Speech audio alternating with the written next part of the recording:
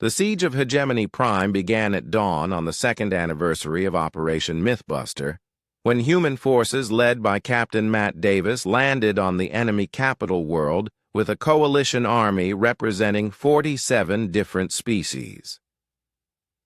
The assault marked the first time in galactic history that so many different civilizations had worked together under unified command. What made the operation truly remarkable was that every participating species had volunteered their forces specifically to serve under human leadership. The siege became the longest continuous battle in recorded galactic history as hegemony forces retreated into massive underground bunker complexes that had been constructed over centuries to withstand exactly this kind of assault. The defensive positions were designed by the finest military engineers in the galaxy and equipped with enough supplies to sustain millions of defenders for decades. The hegemony leadership had planned to wait out any siege until their enemies grew tired and withdrew to deal with other priorities. Captain Davis commanded forces that demonstrated why humanity had become legendary for refusing to accept defeat under any circumstances. Instead of launching direct assaults against impregnable positions, his soldiers began systematic campaigns to win over the civilian population through humanitarian aid and protection from hegemony security forces. Human medics treated wounded civilians regardless of their political affiliations, while human engineers repaired infrastructure damaged by years of authoritarian mismanagement. The psychological warfare aspects of the siege proved as important, as the actual fighting as human forces showed hegemony civilians that their government had been lying about human intentions for decades. Instead of the ruthless conquerors described in official propaganda, the population encountered disciplined soldiers who went out of their way to minimize civilian casualties and property damage. Human commanders made it clear that they were fighting the hegemony government rather than the hegemony people. Commander Lisa Wright developed new combined arms tactics that integrated human intuition with advanced alien technology provided by Federation allies. Her innovations became known as the Wright Doctrine and revolutionized military thinking throughout the galaxy. The doctrine emphasized coordination between different species rather than trying to force everyone to fight according to human methods. Each allied species contributed their unique capabilities, while human commanders provided overall strategic direction. The Draknari warriors brought their legendary physical strength and courage, while the Centaurians provided advanced medical support and logistics coordination. The crystalline Vorthon contributed energy weapons technology, while the aquatic Nereid offered underwater assault capabilities. Human commanders learned to coordinate these diverse forces into tactical formations that maximized every species' natural advantages while compensating for their individual weaknesses.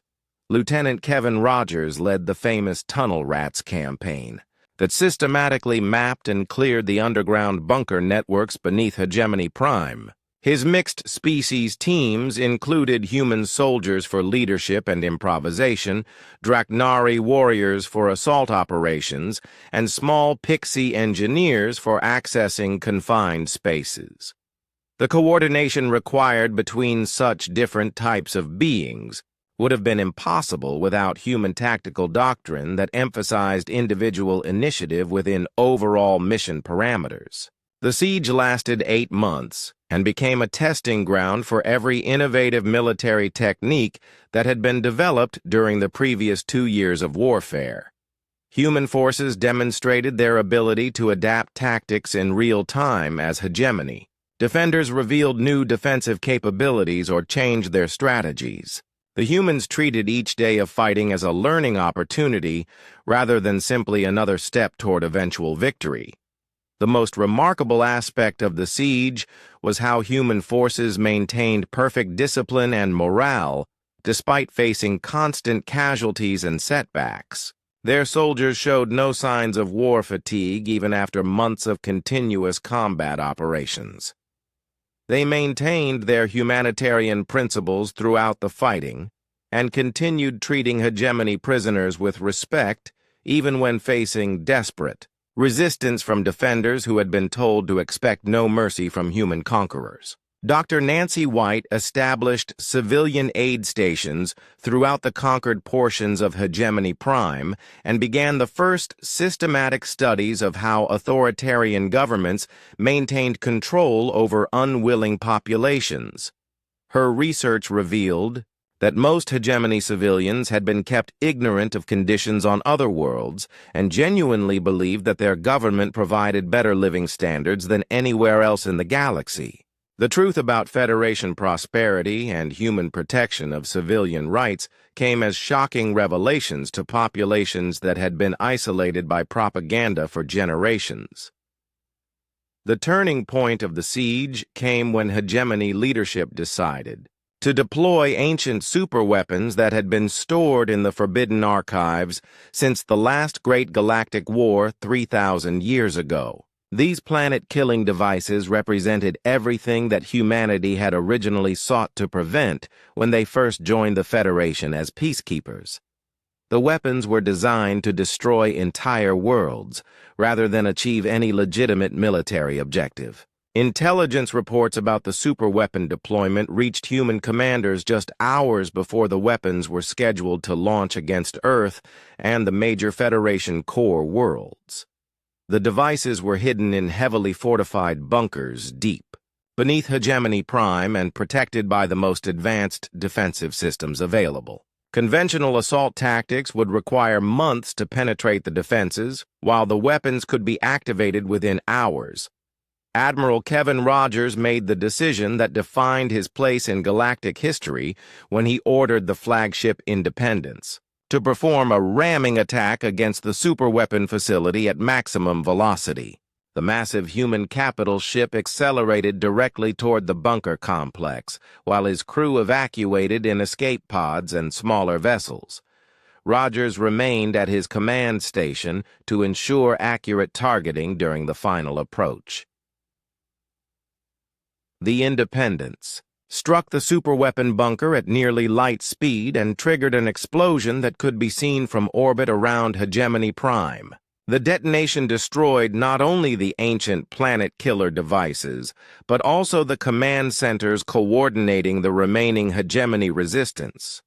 The shock wave knocked out defensive systems throughout the capital city and left the surviving hegemony leadership with no choice but to request surrender negotiations.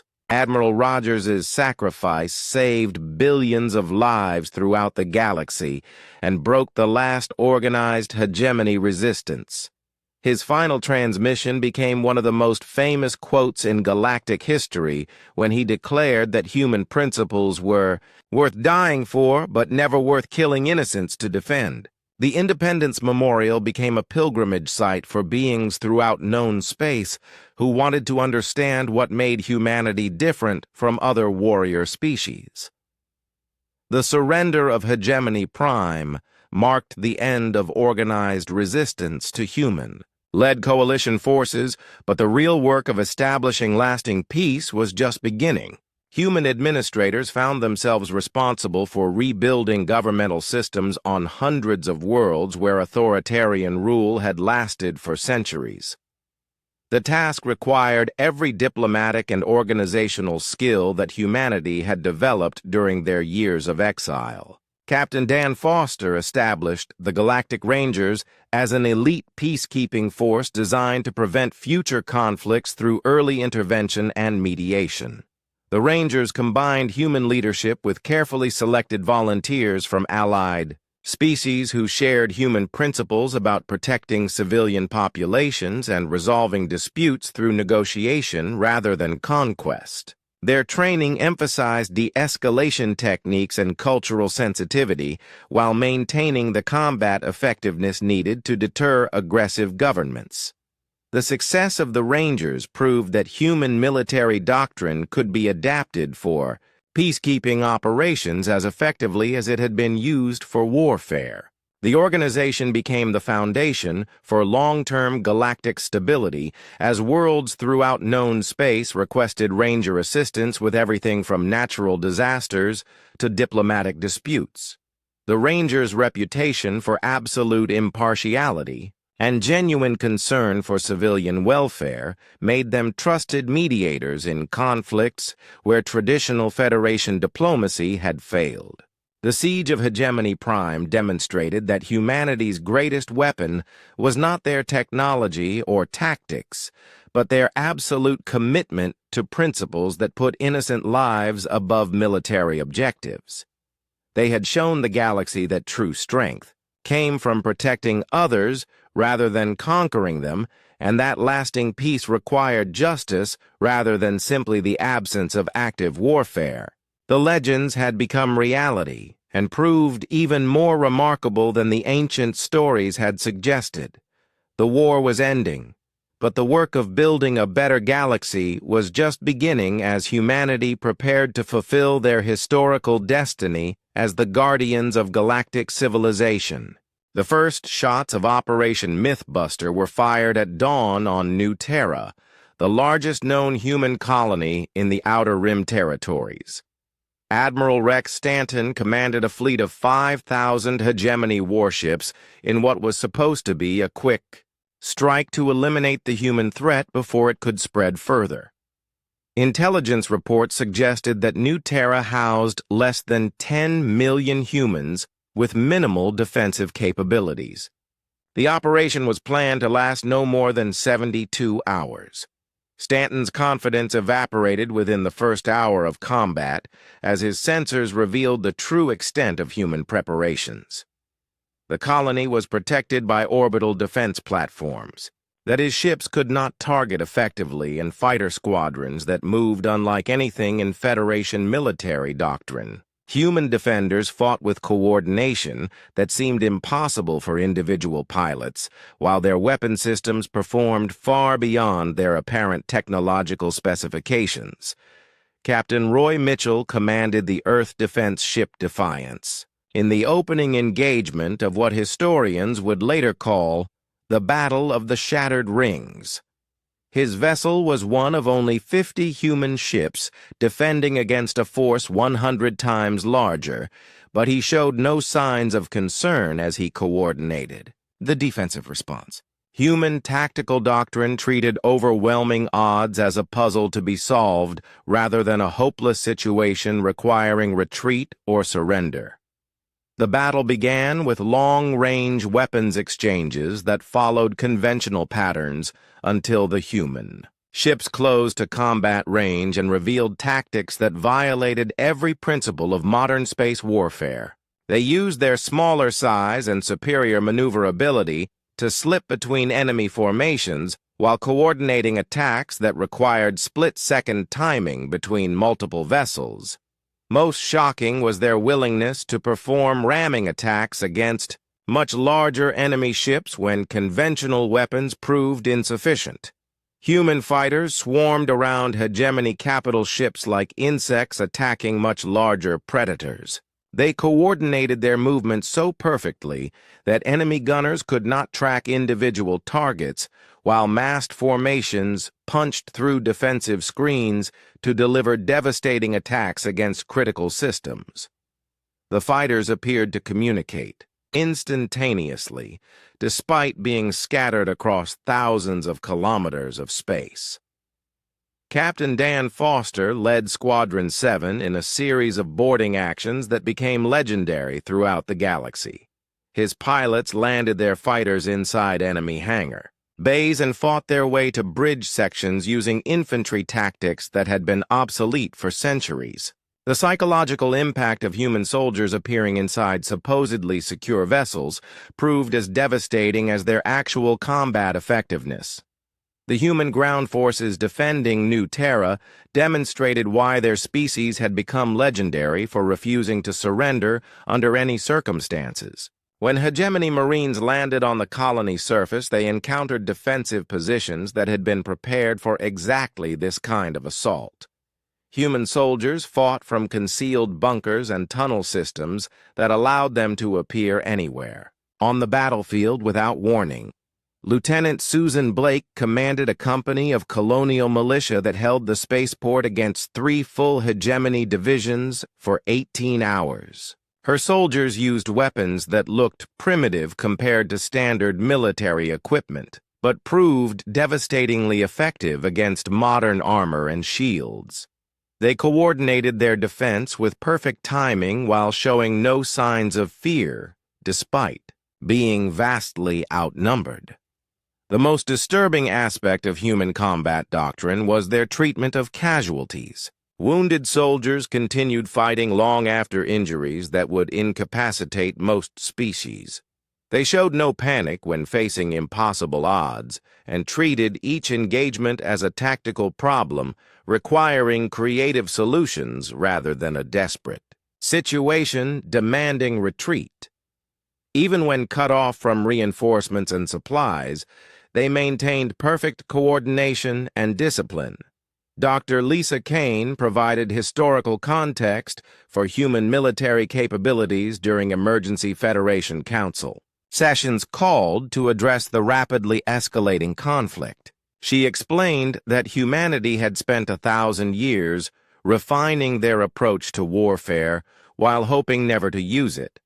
They had studied every major battle in galactic history and developed countermeasures for all conventional military strategies. Human soldiers were trained from childhood to think independently while working as part of larger tactical units. They practiced coordination exercises that required split-second timing and absolute trust between team members.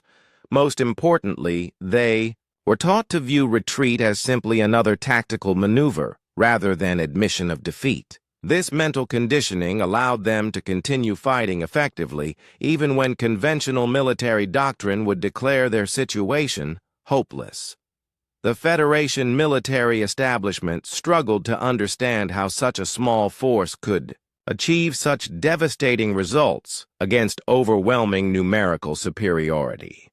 Human ships appeared to violate physics by performing maneuvers that should have destroyed their hulls, while their weapons systems delivered far more damage than their energy outputs suggested possible. Most puzzling was their ability to coordinate complex operations across vast distances without detectable communication signals. Admiral Chris Walker arrived at New Terra with human reinforcements just as the hegemony fleet began to withdraw after suffering catastrophic casualties. His task force consisted of only 200 vessels, but their appearance caused panic throughout the enemy formation. Hegemony commanders had learned to fear any engagement with human forces, regardless of apparent numerical advantages. Walker's ships demonstrated advanced human tactical doctrines by performing a fighting withdrawal that allowed the majority of hegemony forces to escape while inflicting maximum psychological damage. They could have destroyed the entire enemy fleet, but chose to let survivors carry reports of human combat effectiveness back to their superiors. The message was clear that humanity preferred to win wars through reputation rather than genocide. The psychological impact of the New Terra battle spread throughout both the Federation and hegemony territories as survivors shared stories of human combat capabilities. Federation species began choosing sides based on their historical relationships with humanity, while hegemony client states questioned whether continued resistance was worth the cost. The comfortable balance of power that had maintained Galactic's peace for 2 millennia was collapsing rapidly. The peaceful Centaurians were the first major Federation species to formally ally with humanity after witnessing their philosophy of defensive warfare. Centaurian leaders declared that human principles of proportional response and protection of civilian populations aligned perfectly with their own cultural values. This alliance provided humanity with access to advanced Federation technology, while giving the Centaurians military protection they had never possessed.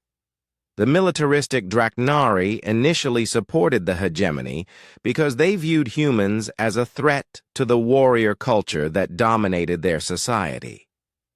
This position changed dramatically after Draknari observers witnessed human combat tactics during the siege of Kepler Station.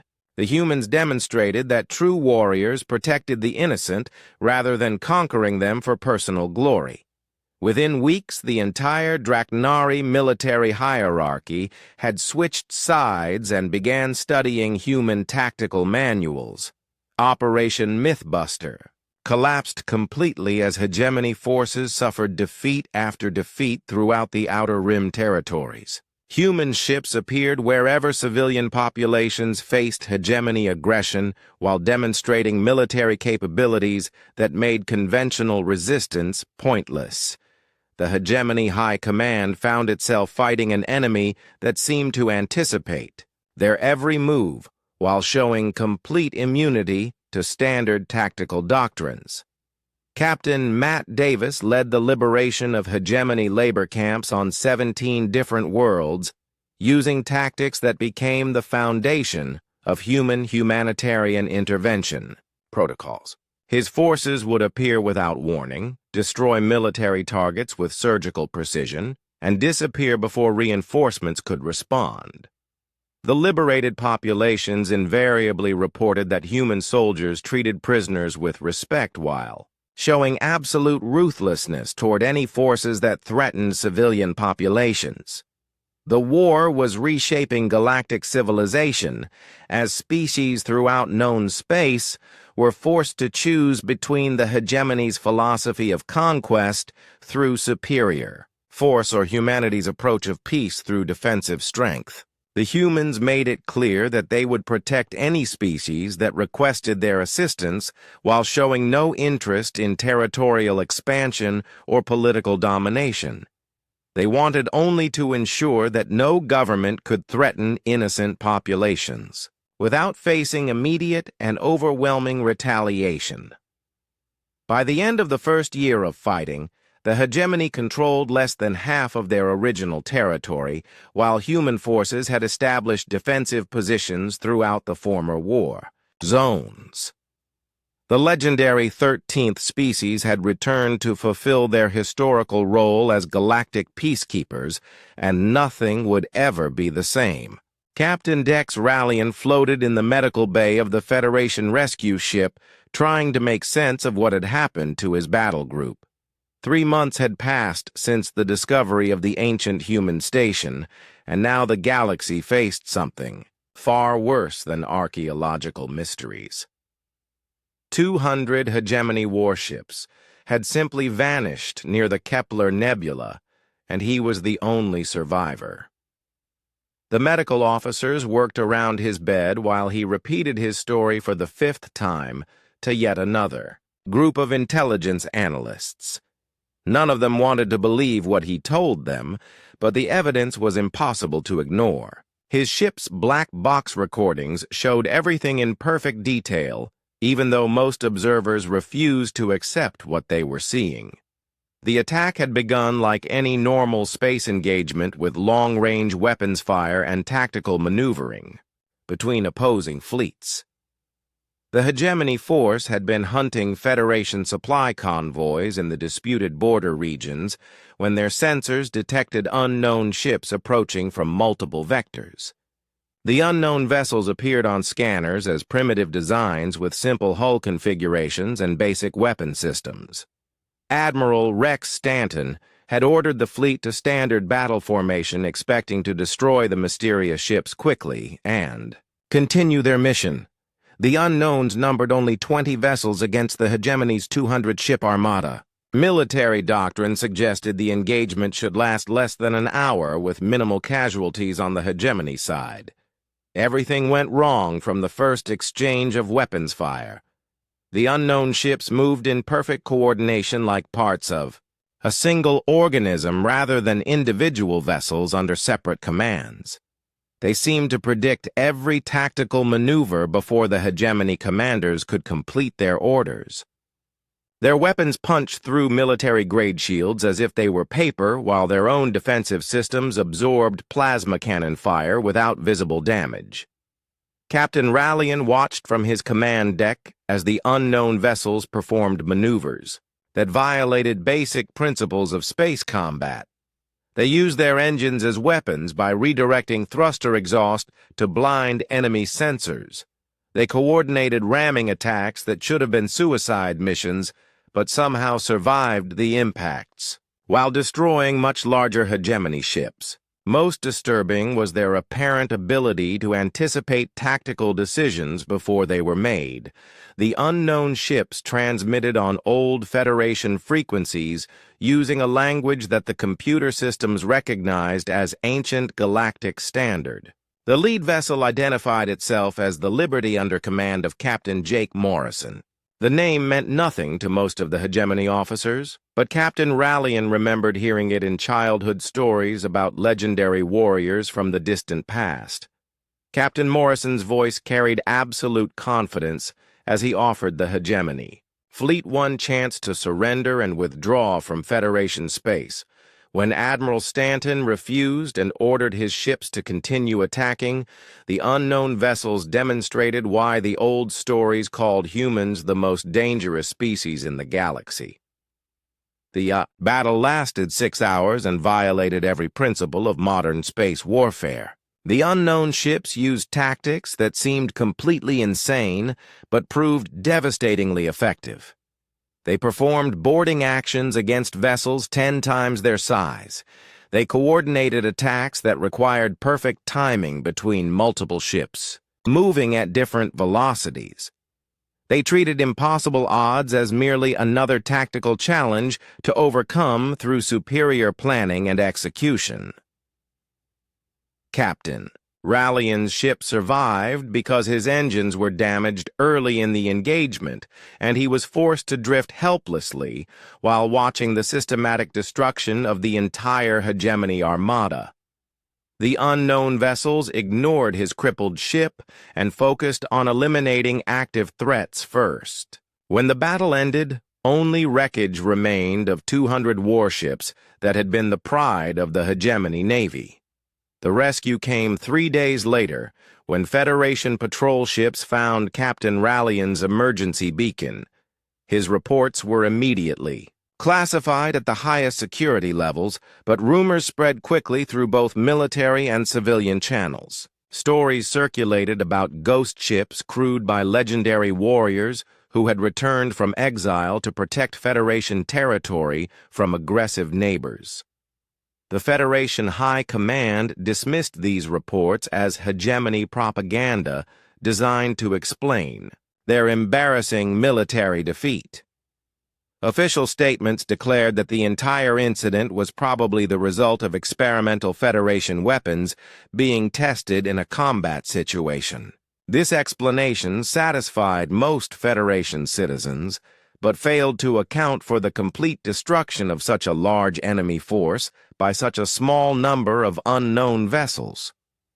2 weeks after Captain Rallian's rescue, Federation patrol ships encountered the mysterious vessels directly for the first time.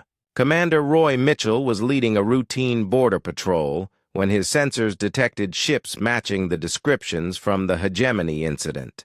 His orders were to maintain distance and observe, but the unknown vessels approached his patrol directly. The lead ship transmitted a message requesting permission to come alongside for diplomatic contact. The voice belonged to a human female who introduced herself as Dr. Lisa Kane, representing the Terran Colonial Alliance. Commander Mitchell had read the classified reports about the derelict station discovery and recognized the name from the ancient recordings found there. Dr. Kane explained that humanity had been monitoring galactic affairs for centuries from their hidden colonies in unexplored star systems. They had chosen isolation after becoming disgusted with the endless wars between Federation species, but recent hegemony aggression had forced them to reconsider their position. The attack on Federation supply convoys carried civilian refugees from worlds destroyed by hegemony expansion campaigns, and humanity could not ignore such atrocities.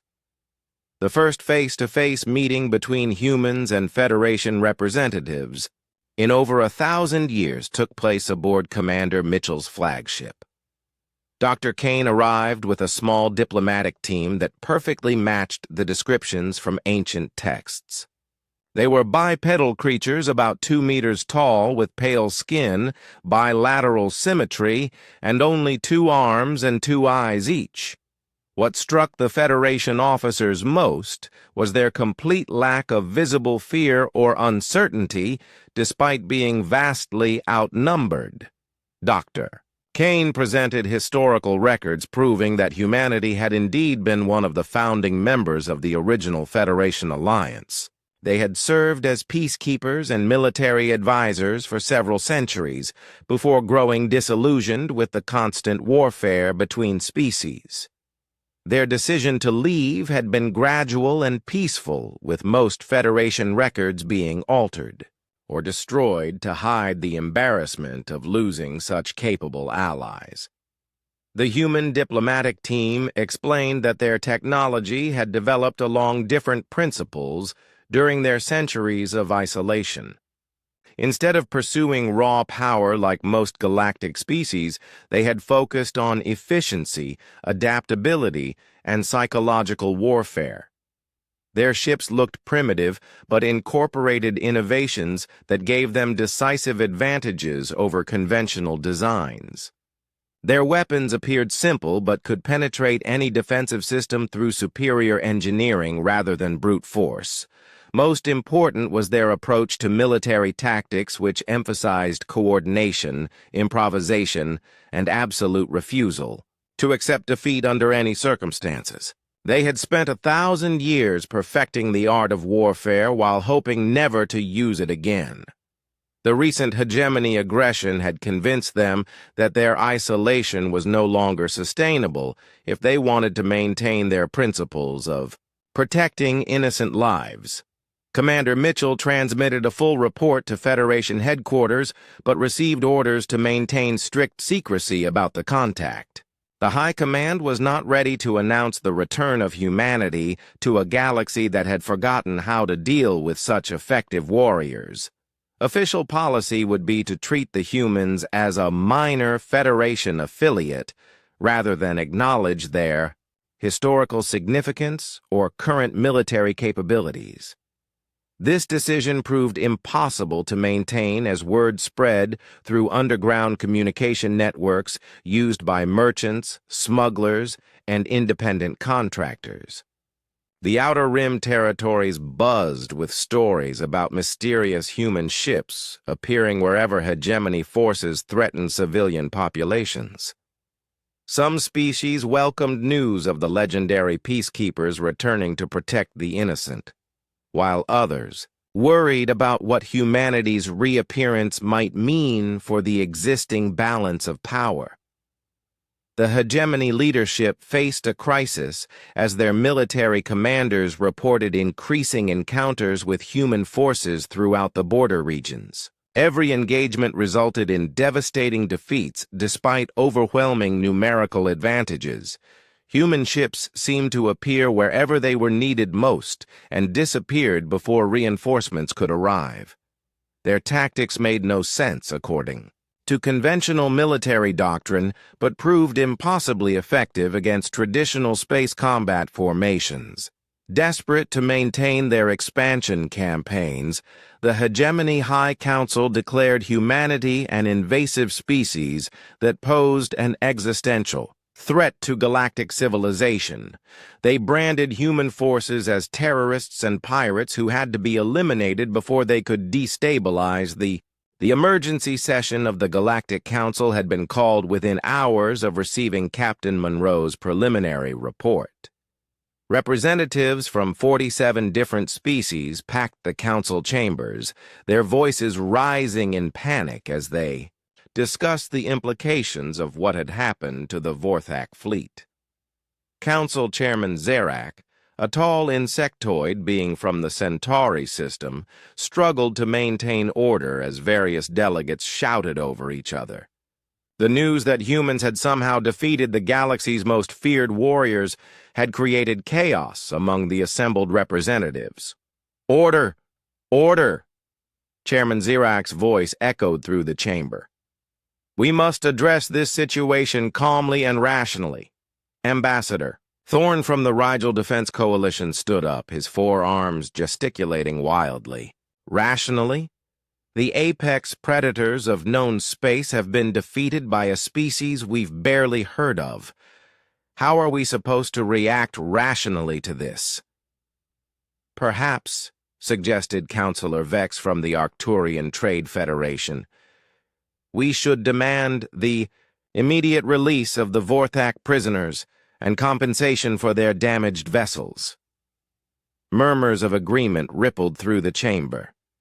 The assembled delegates were accustomed to dealing with the galaxy through displays of strength and political pressure. The idea of treating humans as equals was foreign to them. Chairman Zirak activated the main communication system. "Very well. We shall make our demands known to this human colonial authority immediately." The transmission went out to human space with the full authority of the Galactic Council behind it. Within 6 hours, a response arrived that would reshape interstellar politics forever. Ambassador Helen Martinez materialized on the holographic display at the center of the council chamber. She was a middle-aged human woman wearing a simple business suit and carrying a briefcase full of documents. Her expression was polite but businesslike as she looked around at the assembled delegates. "Good afternoon, honorable council members," she began with a slight smile.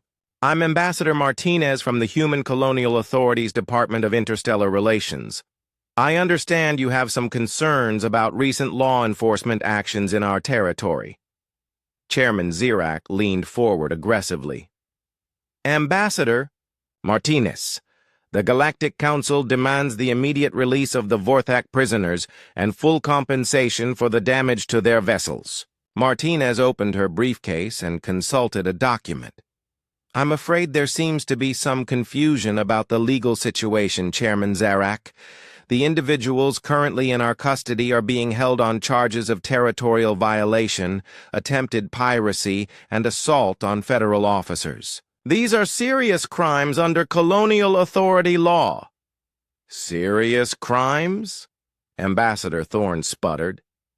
"They are Vorthak warriors conducting legitimate military operations in colonial authority space without proper authorization," Martinez replied, calmly, "which makes their actions illegal regardless of their intentions." She activated her own holographic display showing detailed legal documents. "Furthermore, I'm authorized to present our own claims for damages. The Vorthak vessels destroyed 17 merchant ships belonging to colonial authority citizens, disrupted trade routes worth billions of credits, and threatened civilian populations on 6 different worlds." The council chamber fell silent as delegates stared at the itemized list of damages being presented by the human ambassador. "Our legal department has calculated total damages at approximately 47 billion credits," Martinez continued. "However, we're prepared to negotiate a settlement that takes into account the defendant's cooperation during the legal process." Councillor Vex found his voice first. 47 billion credits? That's more than the annual gross domestic product of most civilizations. Which is why we're willing to discuss payment plans and alternative forms of compensation, Martinez replied reasonably. "We understand this represents a significant financial burden." Chairman Zirak's compound eyes narrowed dangerously. "Ambassador Martinez, are you aware that you are addressing the Galactic Council? We represent the combined military and economic power of over 200 civilizations." "Of course, Chairman. We have great respect for the Council's authority in your regions," Of space. Our regions of space?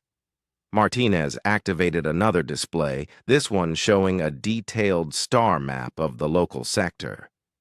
The assembled delegates gasped as they saw the scope of human territorial claims. Hundreds of systems, thousands of colonies, and a complex network of military installations spread across regions they had assumed were empty space. The human colonial authority has maintained territorial sovereignty in these regions for over 4 decades, Martinez explained.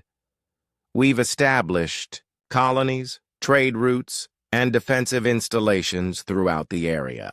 The recent incident with the Vorthak vessels represents the first significant intrusion into our space by forces from Council territory. Ambassador Thorne stood up shakily. How is this possible? Our surveys showed no signs of advanced civilization in those regions. That's because you weren't looking for us, Martinez replied. The colonial authority operates independently from Earth's government and has focused on expansion rather than diplomacy. We've had minimal contact with Council species until now. She closed her briefcase and looked around at the stunned delegates. However, recent events suggest it's time to establish formal relations between our governments. The colonial authority is prepared to open diplomatic channels and discuss mutually beneficial trade agreements. Trade agreements? Councillor Vex asked weakly. Certainly, we have access to resources and technologies that might be of interest to Council members, and we're always looking for new markets for our products. Chairman Zirak struggled to regain his composure. Ambassador Martinez, what assurance do we have that humanity won't expand further into Council space? We have no interest in Council territory, Chairman. Our expansion follows carefully planned settlement patterns based on available resources and strategic considerations.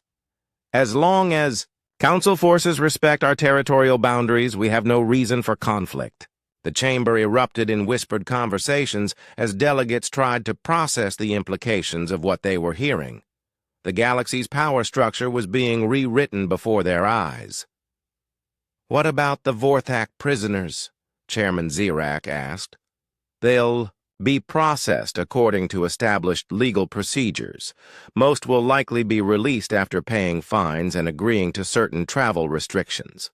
However, I should mention that several have expressed interest in applying for legal residency in colonial authority space. The implications of this statement sent shockwaves through the chamber. The galaxy's most feared warriors were choosing to stay with the humans rather than return home. Ambassador Thorne raised a trembling hand. Ambassador Martinez, we need to understand something. How did your people defeat Vorthak warriors so easily? Martinez looked genuinely puzzled. Defeat them? There wasn't really a battle, Ambassador. Our enforcement officers conducted a routine boarding operation, identified legal violations, and processed the subjects according to standard procedures. Standard procedures for dealing with 12-foot-tall armored predators. Standard procedures for dealing with potentially hostile individuals in a law enforcement situation, Martinez corrected.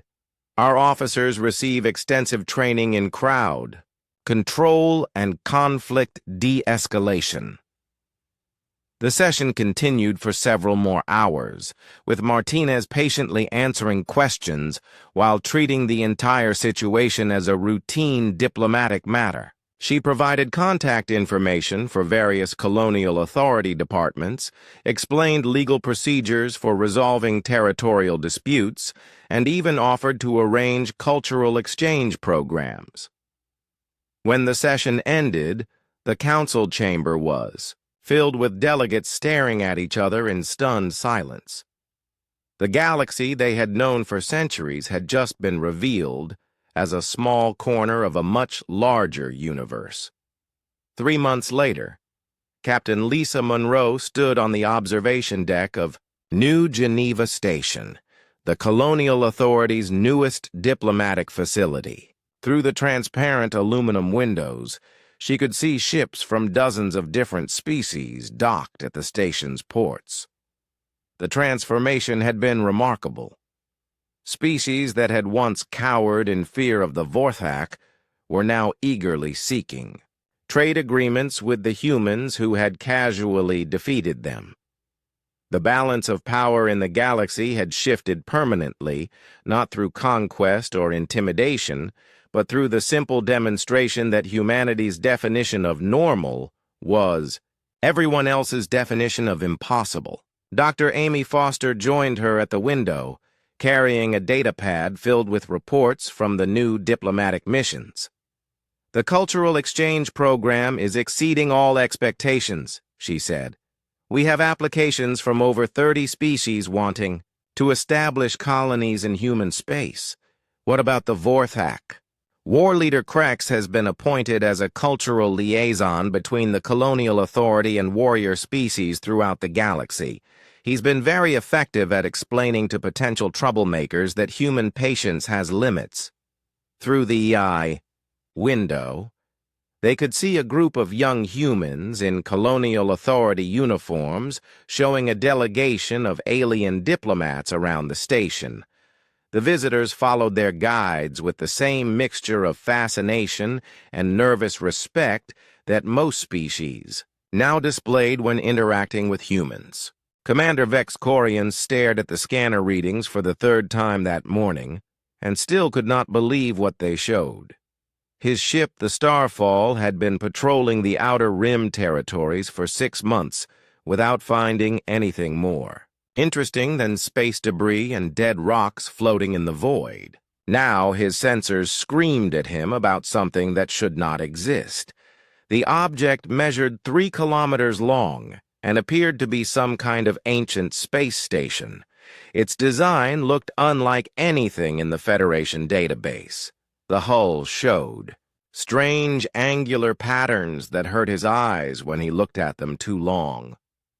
Most disturbing were the symbols carved deep into the metal surface.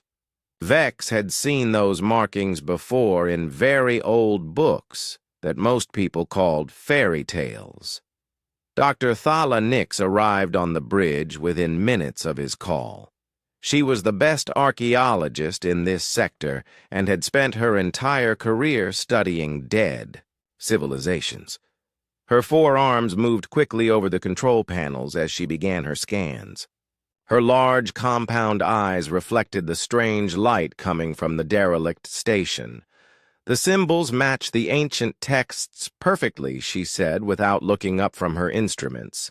These are definitely human markings from the old records. Most scholars think humans never existed, but this proves them wrong.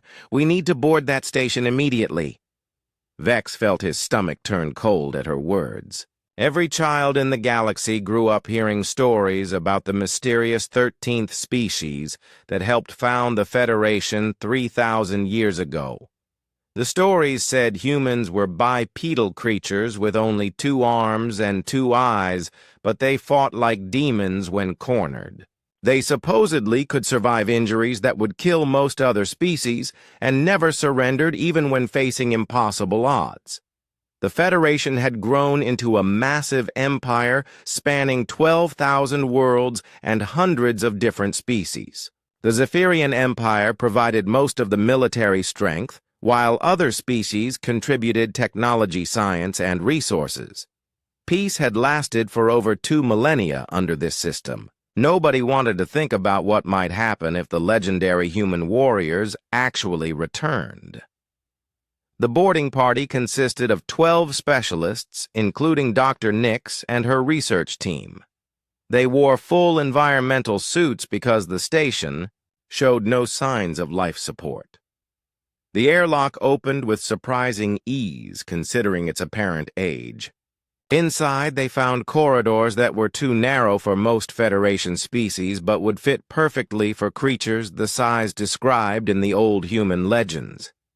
The walls were covered with more of the strange symbols along with images that made the team stop and stare.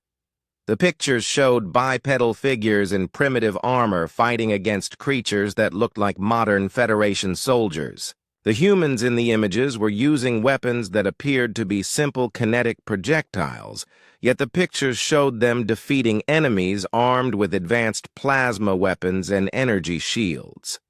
Dr. Nix recorded everything while her team spread out to explore different sections of the station. The medical bay contained equipment designed for a species with internal skeletons and red blood. The sleeping quarters had beds sized for creatures about 2 meters tall. Most interesting were the weapon storage areas, which still contained examples of the primitive but apparently effective human technology. In the command center, they found something that changed everything. A series of recordings had been left behind, apparently as some kind of historical record. The first recording showed a human male with short dark hair and intense eyes. He spoke in the ancient Galactic standard that few people still understood.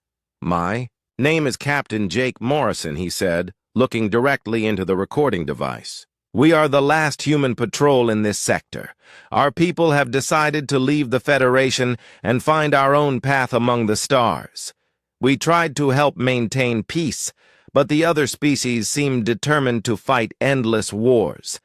They treat us like weapons instead of partners, and we refuse to be tools of conquest any longer." The recording showed scenes of human soldiers fighting alongside Federation forces in what appeared to be massive battles. The humans used tactics that seemed completely insane by modern military standards. They performed boarding actions against enemy ships, fought hand-to-hand combat in zero gravity, and coordinated attacks that required split-second timing and absolute trust between soldiers. What disturbed the boarding party most was how effective these primitive tactics appeared to be.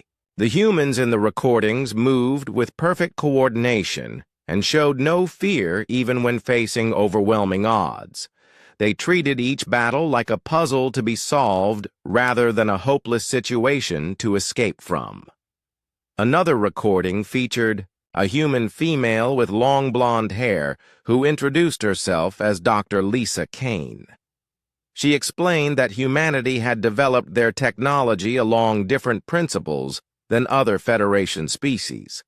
Instead of focusing on raw power, they emphasized efficiency, adaptability, and psychological warfare.